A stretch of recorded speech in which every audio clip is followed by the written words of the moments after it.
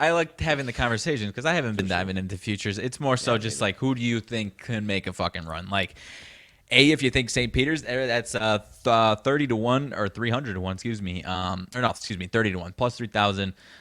St. Peter's, Arkansas 10 to 1 plus 10,000 or plus 1,000. Excuse me, I'm all over the place here. Obviously, got to get through Gonzaga. I get well. First question: do you think, as far as Arkansas is concerned, do you think they have any shot at getting through Gonzaga?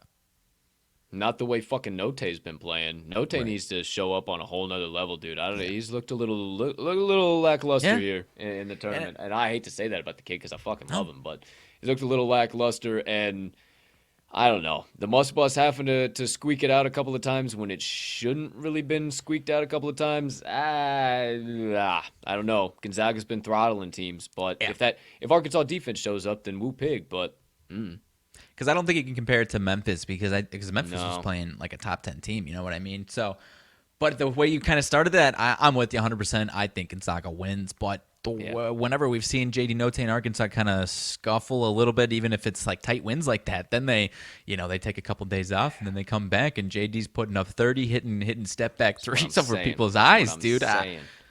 So Eh, essentially, I asked that because if you think they can knock off Gonzaga, then the plus 1,000 here as far as making it to the Final Four, because then I think they get a decent matchup after that. Michigan 850.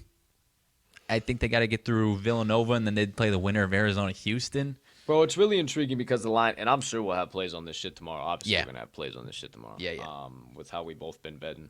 Um, with it being at 5, dude, it's really intriguing. Really, really intriguing. Villanova, Michigan. Yeah, Villanova, Yeah, Michigan. Like, I would have anticipated maybe a 7.5 or an 8. Like, because I think the general consensus is that Villanova's going to throttle them. Like, I haven't looked at any bets, any money. I don't even really want to yet. I want to wait a little sure. while still. But I do. If you're gonna pull anything up, go right ahead. But Nah, I just fucking like. I don't know. That just seems like that's a Villanova trap, and that just feels like Michigan might win that damn game outright, man. Like that just. I don't know. Right under the key number 6, that just does not. And I know 5s have not been profitable all year long, but in the damn tournament they have been, and this spot has not been as sneaky as it typically would be. So I don't know if Michigan has any value at the 850, but do I think they could sneakily knock off Villanova, give everything they have, and then get smacked in the teeth in the Elite Eight? Sure. yeah, yeah. I think you're just better off taking their spread, if anything, on each of these games, or maybe especially this game, like Fuck you you, kind of get said. involved in the money line. Plus 188, Sure, a little sure. sprinkle, pizza and Because I beer. think I agree, man. I think they could. I think they could beat any of these three teams, but kind of how you finished it, as far as it's I'm going to fucking. be a I'm looking war over game. here trying to have a fucking conversation. I got my fucking phone plugged in over here. I'm trying to keep looking. Like, hey, come on, Colt, unplug the fucking phone. I got plenty of battery. But yeah, I don't think they can. I think if you played any of these three teams on any given day, I think they could have a good chance. But kind of how, like you said, if it's probably going to be a war with Villanova, even if they do get through, and then probably get smacked in the mouth 2 days later by either of these other teams.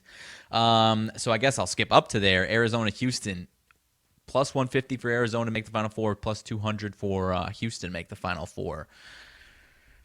Maybe a wait and see, because that's kind of a I don't know if that's a toss up necessarily, and I don't know what your thoughts are on that one, but I don't know. I think I the think you winner. take. I think you take Houston plus the 1.5. I think that's Houston's been rolling. Yeah, Yeah, I don't know. I've had a really good eye for Houston here in the yeah, tournament and what they were going to do, and I think with everybody being on Arizona to win the tournament, if Arizona's going to get knocked off, this is the game. yeah. And I think and Houston could very well get to the Elite Eight and get knocked off as well. Who knows? It might take them everything in their damn willpower to win this game by 1 point, and then they might be that team that's coming in on their hind legs. I think that's what happens. I've had a really good eye for Houston this tournament, and man, I think this is a spot that they take care of business. I would take the 1.5 just in case any bullshit, but I think they win it outright. I think I'm with you, dude. Because like how you said that everyone loves Arizona to win the whole thing. Of course, they're going to be Yep. in on Arizona at a short spread like this. So yeah, I think staying away from that value on the Final Four and just going to the individual games is probably the move on that one. So either of these couple 2 or 3 teams Whoa. here. Hey, Sorry, what's up? sorry I boo-booed you at the beginning of the show, bro. There's 2 fucking potential trades in place for Tyreek Hill. I was totally saying that's just like some clickbait, what the fuck ever. Like, I'm not really buying into that. Damn. Sorry, I boo-booed you, dude. I'm man enough to admit that shit. There's two That's fucking just trades. I Wow. I don't I don't hate on you for. I'm usually the guy that calls Wow. bullshit in Yeah, March as far as this that type is of. fucking true. We're usually flip-flopped on that. That's funny. That's fucking funny. And it's just like Jets and Dolphins. It's like That's you haven't seen those teams in any type of like significant moves like that in a but minute. And it's like, also like, Jets or well, Dolphins? What do I want to do? yeah. Well, I'm gonna go be a which one fish, was it? dog. One of Like, these one of these teams has some like really solid first round capital. I think it's it's the got to be Dolphins. Dolphins. Yeah, Yeah, yeah, yeah. with them, with I feel like with the Jets getting Wilson and all that shit recently, like they probably wouldn't have much first round capital. I think that's right. I was reading it a second ago. I already forgot. But either way, man, if you can get, I mean, the Packers were fine with the first and a second round for Devontae, man, and if you could get higher than that, and they're willing to kind of cut that pay cut like you were saying, because that, I mean, it does make sense, man. Like I was saying the other day, I hate to see Devontae go, but I hate paying receivers more than $20 million, whether it's my own Love team to or watch anyone him else's leave. team. Yeah, In that that's situation. wild though, dude. That's wild though. Yeah. Yeah, it's real wild. We'll see what shakes out there. We'll keep you updated. Obviously, follow at Talking the Line. You see it right down. Fuck, I'm lost. I'm lost in this. Fuck, I'm lost in the That's all screen, right. Mags. It's right down there. There you go. I'm usually using that finger. It's right down there. Talking the Line Pod at Talking the Line. You can see all of it. So we'll keep you updated there. Well, shit. Now you kind of got me on this track, dude. Let's keep it moving. Some college basketball. Yeah, Here, yeah. huh? So well, I guess I don't know if you're gonna make a play on it tomorrow. Providence is plus 650 to make the Final Four. They've got Oh, hold a on, wait very a minute. Because there's Providence isn't tomorrow. There's fucking one more game before tomorrow. Texas Tech. okay. Sorry, I was just going backwards down the Final for Four sure. line. For sure, for sure. But either way, we got Texas Tech Duke. Texas Tech to make the Final Four is plus. Both these teams are plus 400 actually. I believe the winner of that would get Give me likely Texas Tech Gonzaga. -1. Give me Texas So yeah, Tech -1 tomorrow. You're gonna see it as one of my best bets of the day. yeah, fair enough. Probably. I'm not. Probably. Probably, Plausibly, actually, that's like a what 90% chance. MythBusters bullshit. Plausible. plausible. Yeah. I'm probably laying that one for sure. And then I guess I'm just trying to think here. Plus 400 for Texas Tech to make the Final Four. Most likely getting through Gonzaga. I mean, maybe you just play the -1 tomorrow. If you love them to get through Gonzaga, you probably just roll that over to the money line on Gonzaga. I would imagine it's probably the better move there. For sure. Yeah, most definitely. I would say that's probably the best move. I like St. Peter's for sure. St. Peter's is intriguing. They obviously have some crazy odds. I don't know if they can pull off the upset against Purdue. I think they lack some of the size and physicality to be able to do that. And another thing is they lack that. No, they don't lack three-point shooting. They don't lack consistency from the floor. But I'll tell you what, Purdue doesn't lack is the ability to shut down three-point jumpers and the ability to shut down consistency from the floor. So I'm a little worried about the old Peacocks. They might get ran off the motherfucking flow, but I'm looking at the 12.5. I don't know. It's always with a little pizza and beer sprinkled with how these old Peacocks have been playing, but I know. I'm worried they become just a giant, stinky-ass public dog by Friday, dude, because then you're going to get through Thursday's games by that point. That's the first one on tap on Thursday, not till 6:09. Fade the public Friday. If it comes with a big, fat, stinky dog, man, I'll probably I might lay the wood with the old Boilermakers. But next one, Providence plus 7.5 against Kansas. That one is getting a ton of Providence getting a ton of money, man. My piece on this one is that however you want to view Kansas and Bill Self in the tournament, in the grand scheme of not kind of falling short at the end, they have been absolutely fantastic under Bill Self in the Sweet 16, man. So I'm worried about the old Friars and Ed Cooley. Not saying that about the 7.5 necessarily, but Kansas and Bill Self, they don't mess around in the Sweet 16, man, with this 4 days of rest or whatever it is here. yeah, I agree with you, man. But on the same side of that, I'm not going to fade Ed Cooley living the American dream with the Friars right now. No way in hell. I don't care if it's the public side, if it is or if it isn't. I can't do it. So I'll probably be looking for value again on the total. You'll probably see something from me in that regards on Friday. Just kind of how everything's looking right now. There's two more games up on tap, teams we haven't mentioned yet. UNC and UCLA, and then Iowa State and Miami. Jeepers creepers, that UNC UCLA. That's a tough one, dude.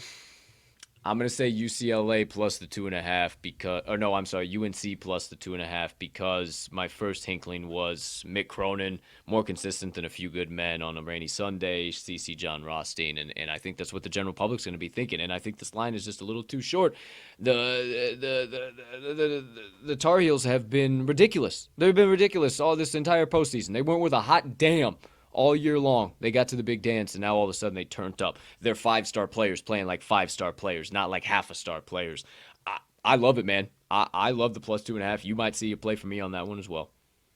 I think I'm with you. I really do, man. Because it's do you trust UNC to continue what they've been doing? And I think the answer is yes, especially at this 2.5 spread.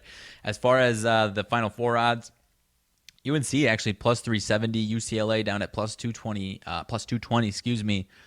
Winner of that one would most likely get Purdue. I think as far as I wouldn't go to the UCLA making the Final Four at plus 220 because I don't think they get through Purdue if they win that one. Not saying UNC does, but at least at the plus 370, you're getting a nice a bigger chunk of value. You know what I mean?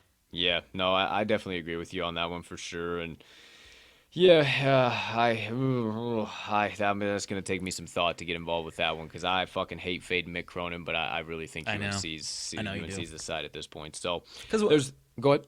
that's similar to. I mean, they opened the spread pretty similar to UCLA and St. Mary's, and they absolutely beat the shit out of St. Mary's, right? Yep. So I think I'm with So you. I'll kind of have to see Friday morning and kind of deduct from there like what the hell's going on, and obviously you can pay a little bit more attention to like what is line movement, what's not line movement, and what is monetary liability and what's not during this time, because obviously this is when the most people get involved in college basketball. So it was bananas how some of them books were crawling with people out in Vegas. Shout out Circa, the one we're behind right now. But we'll see what the hell happens. We'll definitely have a play out of that game. And then,